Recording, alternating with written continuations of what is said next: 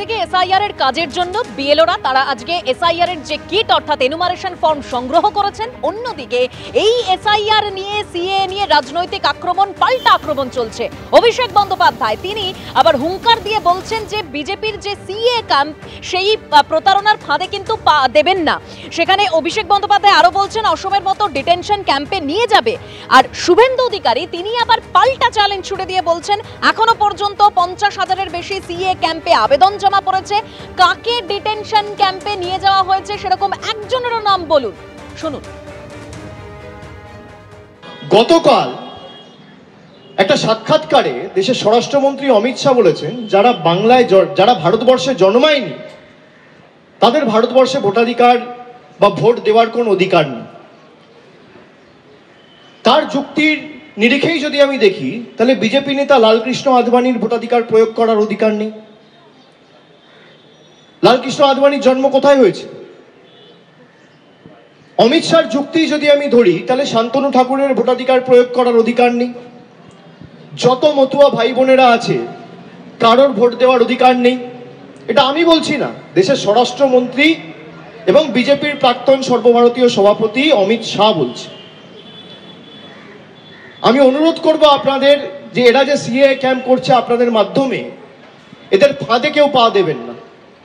যদি কেউ সিএ ক্যাম্পে গিয়ে অ্যাপিল করেন, আসামের 12 লক্ষ হিন্দু বাঙালির মতো আপনাদের অবস্থা হবে। সবাইকে ডিটেনশন ক্যাম্পে নিয়ে গিয়ে ফেলবে। আর তৃণমূল থাকতে আপনাদের কারোর নাম বাদ যাবে না। কেউ ভয় পাবেন না, কেউ আতঙ্কে থাকবেন না।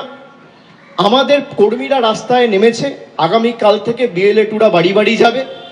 প্রত্যেকটা অঞ্চলে প্রত্যেকটা ওয়ার্ডে একটা করে অ্যাসিস্ট করার জন্য হেল্প ডেস্ক তৈরি করা হচ্ছে, ক্যাম্প তৈরি করা হচ্ছে এবং প্রত্যেকটা বিধানসভায় সুনির্দিষ্ট ওয়ার্ড রুমের ব্যবস্থা থাকবে।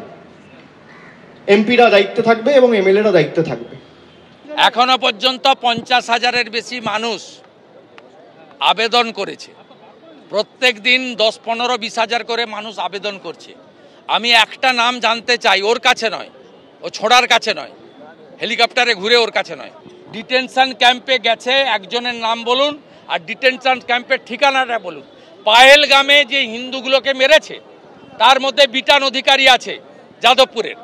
বিটান অধিকারীর স্ত্রীকে নাগরিকত্বের সার্টিফিকেট ভারত সরকার দিয়েছে 1 মাসের মধ্যে। আসছি পরের খবরে। নিয়োগ দুর্নীতিতে ধৃত জীবনকৃষ্ণ সাহার জামিনের যে মামলা, সেই মামলার শুনানি শেষ হয়েছে। আগামীকাল দুপুরে তার রায়দান পর্ব রয়েছে। আর ইতিমধ্যে ইডির আইনজীবীকে মাননীয় বিচারপতি তিনি প্রশ্ন করছেন যে নিয়োগ প্রক্রিয়ায় কি অংশ নিয়েছিলেন এসএসসি অফিসাররা? এজেন্টরা চাকরি দিতে বাজার থেকে টাকা তুললে এসএসসি অফিসারদেরও কাছে আসার কথা। তার কি কোনো লিঙ্ক খুঁজে পেয়েছেন? ইডিকে প্রশ্ন বিচারকের। যেসব কোম্পানির কথা বলছেন তারা কিভাবে নিয়োগ প্রক্রিয়ার সঙ্গে যুক্ত, কি প্রমাণ পেয়েছে ইডি? প্রশ্ন বিচারকের। জীবনকৃষ্ণ সাহার বাড়ি থেকে 75টি অ্যাডমিট কার্ড পাওয়া গেছে। চাকরি পেয়েছে 2 জন।